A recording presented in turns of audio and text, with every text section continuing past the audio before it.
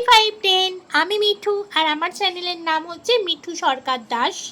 আমার চ্যানেলে তোমাদের সবাইকে আরেকবার করে স্বাগত জানিয়ে আমি আজকে আমার রেসিপিটা শুরু করতে চলেছি। চলো তার আগে কিন্তু এই সুন্দর আকাশটা তোমাদের একটু দেখিয়ে নিই। আর আমি সুন্দর আকাশ দেখতে দেখতে চলে যাই রান্নাঘরে। চলো।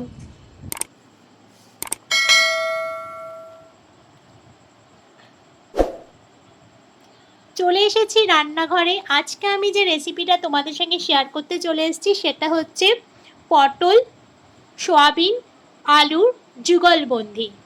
তা আজকে এই রেসিপিটা করবার জন্য আমি নিয়ে নিয়েছি, দেখো, পটল গোল গোল করে কেটে রেখেছি, আলুও ডুমো ডুমো করে কেটে রেখেছি, কাঁচা লঙ্কা নিয়ে নিয়েছি, এদিকে একটা পেঁয়াজ নিয়েছি, এদিকে কয়েক টুকরো রসুন নিয়েছি, আর তারপরে নিয়েছি হচ্ছে টক দই, আর এদিকে হচ্ছে আদাটা ক্যারেক্ট করে রেখেছি। এই হলো আমার সরঞ্জাম। আর এই জিনিসগুলো দিয়ে কিন্তু আজকে আমি তোমাদের রেসিপিটা করে দেখাবো। ও এদিকে দেখো নিয়েছি হচ্ছে সোয়াবিন, এক বাটি কিন্তু সোয়াবিন নিয়ে নিয়েছি। আর এই সোয়াবিনগুলো আমাকে এখন বয়েল করতে হবে। চলো তাহলে আমি সোয়াবিনগুলোকে বয়েল করে নিই, আলুগুলোকে বয়েল করে নিই, কেননা এগুলো তো বয়েল না করে রান্না করা যাবে না। গ্যাসে আমি বসিয়ে দিলাম একটা ছোট্ট পাত্র, তার মধ্যে গরম জল করে নিয়েছি আগেই, আলুগুলো ছেড়ে দিলাম, আলুগুলো একটুখানি সেদ্ধ হয়ে যাক, তারপর কিন্তু আমি সয়াবিনগুলো দেবো, কেন সয়াবিন তো বেশি সময় লাগে না। চলো, আলুগুলো কিন্তু সেদ্ধ হয়ে এসেছে মোটামুটি। এবার কিন্তু আমি এই জলের মধ্যেই কিন্তু দিয়ে দেবো সয়াবিনগুলো। তা সয়াবিনগুলো দিয়ে প্রায় এই 5 মিনিটও রাখবো না, ঠিক আছে। এবার আমি এগুলোকে ভালো করে সেদ্ধ করে নিই, তারপরে কিন্তু আমি এটাকে নামিয়ে নেব। চলো তোমরা কিন্তু রেসিপিটা দেখো, আর কেমন লাগলো আমাকে কিন্তু জানিও। চলো আমি নামিয়ে নিয়েছি। ওদিকে কিন্তু আমি ওগুলোকে ভালো করে পরিষ্কার করে জল জিরিয়ে রেখেছি, আর এদিকে কড়াই বসিয়ে দিয়েছি, তেলও দিয়ে দিয়েছি। গরম হয়ে যাওয়ার পরে দেখো সাদা জিরে আর তেজপাতা ফোড়ন দিয়ে দিয়েছি। এবার যে আলুগুলো রেখেছিলাম সেদ্ধ করে সেগুলোকে কিন্তু আমি তেলের মধ্যে দিয়ে দিলাম।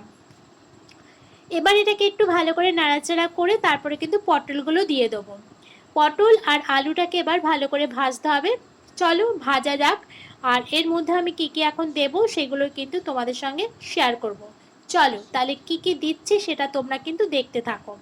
প্রথমে দিয়ে দিলাম হচ্ছে 1.5 চামচ হলুদ, ঠিক আছে, হলুদের গুঁড়ো, এটা এটা বাটা হলুদ নয়। আর তারপর দিয়ে দিলাম হচ্ছে 1.5 চামচ লবণ, যেরকম তরকারি ঠিক সেরকম পরিমাণে দিতে হবে। চলো আবার ভালো করে একটুখানি পটল আলু হলুদ নুন একসাথে ভালো করে মিশিয়ে দিই, ভালো করে ভেজে নিই। ভাজা হয়ে যাবার পরে কিন্তু আমি এগুলোকে একটা পাত্রের মধ্যে আলাদা তুলে রাখবো। চলো এই যে পাত্রের মধ্যে দেখতেই পাচ্ছ আমি তুলে রেখেছি। এরপর কড়াইয়ের মধ্যে আমি আর অল্প একটু তেল দিয়েছিলাম। চলো তেলের মধ্যে দিয়ে দিলাম পেঁয়াজটাকে ক্যারেট করে রেখেছিলাম, সেই পেঁয়াজটাকে এবার তেলের মধ্যে দিয়ে দিয়েছি। আর পেঁয়াজটা দেওয়ার পরে কিন্তু আমি দেবো, চলো এবার রসুন আদা, ঠিক আছে, যেগুলো ক্যারেট করে রেখেছি সেগুলো কিন্তু আমি এক এক করে দিয়ে দিলাম। আদা বাটা দিয়ে দিলাম, এবার দিয়ে দিলাম রসুন বাটা। চলো এরপর কিন্তু আমি এটাকে ভালো করে এখন ভাজবো। আদা আর পেঁয়াজ আর রসুন এটাকে একটু ভালো করে কিন্তু এখন যতক্ষণ কাঁচা গন্ধটা না যাবে ততক্ষণ তো আমাকে একটু ভাজতেই হবে। তবে আমি কিন্তু খুব অল্প তেলে রান্না করছি, তোমরা চাইলে একটু বেশি পরিমাণে তেল দিতেই পারো।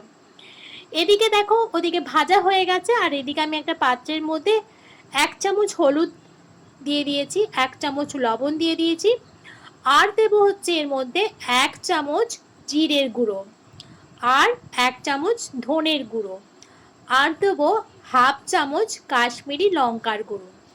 চলো এবার এটাকে আমি একটু জল দিয়ে একটা পেস্ট বানিয়ে নিই। এই পেস্টটাই কিন্তু আমি দেব ওই যেখানে পেঁয়াজ রসুন আদা এটাকে ভাজাভুজি হয়ে গেছে। আর আমি কিন্তু ওর মধ্যে একটু নুন আর হলুদ দিয়েছিলাম। চলো এবার কিন্তু আমি এটাকে ভালো করে এবার কষাবো।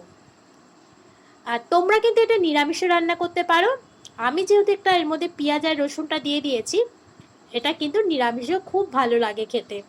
চলো এটাকে ভালো করে কষিয়ে নিই। যতটা তোমরা ভালো করে কষাবে ঠিক ততটাই কিন্তু টেস্ট বেড়ে যাবে। এবার আমি কষানো হয়ে গেলে, আমি যেহেতু এখানে টমেটো ব্যবহার করছি না বলে আমি এর মধ্যে কিন্তু টক দই ব্যবহার করব। তোমরা কিন্তু চাইলে টমেটো ব্যবহার করতে পারো। চলো, টক দই তো দিয়ে দিলাম। এরপর আমি এটাকে ভালো করে আবারও কিন্তু কষাবো। যেহেতু টক দইটাকে আজকে আমি ফেটাইনি, ফেটিয়ে দিলে একটু ভালো হতো, যদিও আমি টক দইটা এবার দিয়ে বা ভালো করে একটুখানি নাড়িয়ে চাড়িয়ে আর কি ভালো করে কষিয়ে নেব। কষানো হয়ে যাওয়ার পরে কিন্তু কি হবে সেটা কিন্তু তোমরা দেখতে থাকো। আর কেমন লাগছে আমার ভিডিওগুলো সেটাও কিন্তু বলো। চলো, এবার কিন্তু আমার কষানো হয়ে গেছে। সোয়াবিনগুলো দিয়ে দিলাম, যে সেদ্ধ সোয়াবিনগুলো রেখেছিলাম সেগুলো আমি দিয়ে দিলাম। এবার মশলাটার সাথে সোয়াবিনটা একটুখানি বেশি ভাজবো না, যদিও অল্প একটু ভাজা করে নিয়ে তারপর যে পটল আলু ভেজে রেখেছিলাম সেটা কিন্তু আমি এর মধ্যে দিয়ে দেবো। চলো, পটল আর আলুটাকে নিয়ে আসি। এবার আমি পটল আর আলুগুলো একসাথে দিয়ে দিলাম।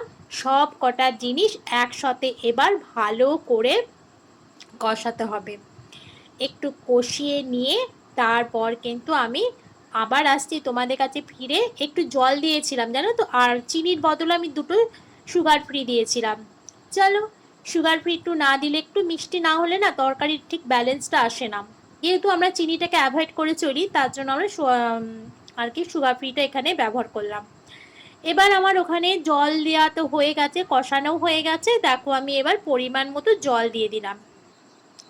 জল দিয়ে আবার খুন্তিটা দিয়ে ভালো করে কিন্তু আমি সব কিছু একসাথে সুন্দর করে গুছিয়ে গেছে আমি এবার এটাকে ঢাকা দিয়ে দেবো।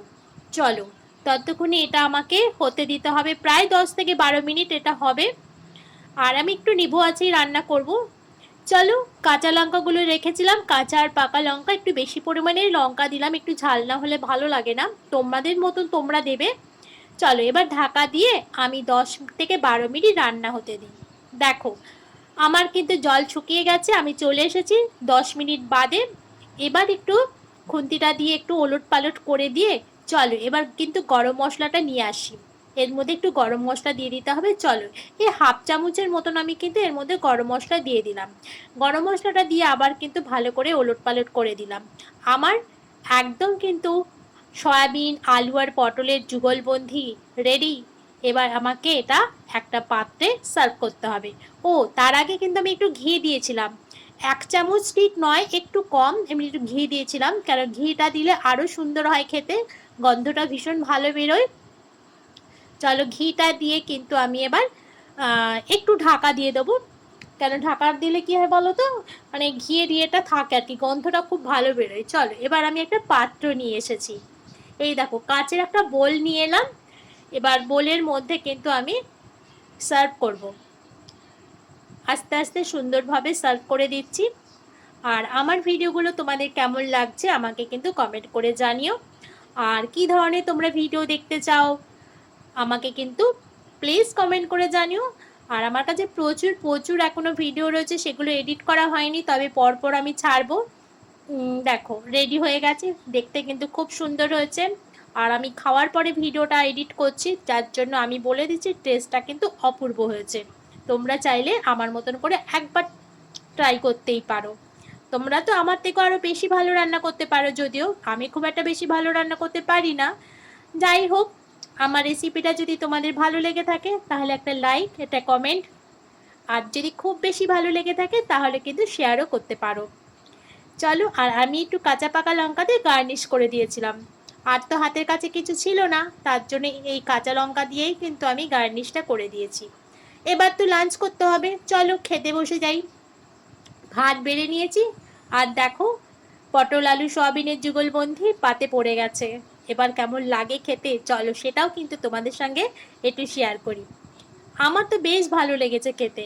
আর কেন বলো তো এই রান্নাটা করা, আমার কিন্তু রাজা পটল খেতে চায় না বলে তার জন্য এইভাবেই রান্নাটা করা। চলো ফিরছি পরে।